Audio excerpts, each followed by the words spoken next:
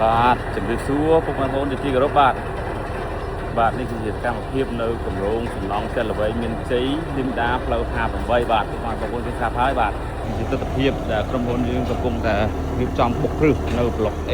បាទប្លុក A ក៏យើងបុកហើយឥឡូវនេះយើងបន្តបុកនៅប្លុក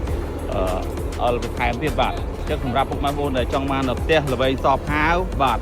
ដែលជាប់នឹងផ្លូវជាតិផ្លូវទីតាំងផ្លូវ58បាទពុកម៉ែបងប្អូនអាចអញ្ជើញមើលទីតាំងនេះបានបាទពុកម៉ែបងប្អូនគេស្រាប់ហើយមានសពគ្រឹះបាទដែលមានភាពរឹងមាំជាប់បានមែនតើបាទអញ្ចឹងហើយទីតាំងនេះល្អមែនតើកាហើយរីឯគោលការណ៍បង់ប្រាក់គឺងាយបាទ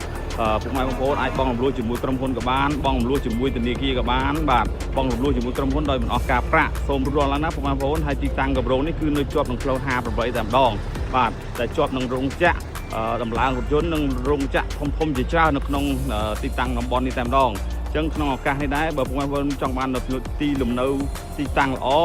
បាទអាចបង់រំលោះបានងាយបាទពុកម៉ែបងប្អូនអាចអញ្ជើញមើលទីតាំងកម្រោងមានជ័យលីមដា58យើងនេះបានបាទដែលមានផ្ទះពីរប្រភេទផ្ទះជួរមុខផ្ទះសពហាវនិងផ្ទះជួរខាងក្នុងមាន2បន្ទប់គេងបាទហើយតម្លៃមានចាប់ពី50000ឡើងលើបាទរីឯការបង់រំលោះបងប្អូនអាចទំនាក់ទំនងសាកសួរព័ត៌មានជាមួយខ្ញុំបានបន្តបាទសូមរាល់ណាបងប្អូនកុំអោយឱកាសទីតាំងកន្លងផុតអសោះបាទឥឡូវនេះកំពុងតែមានការ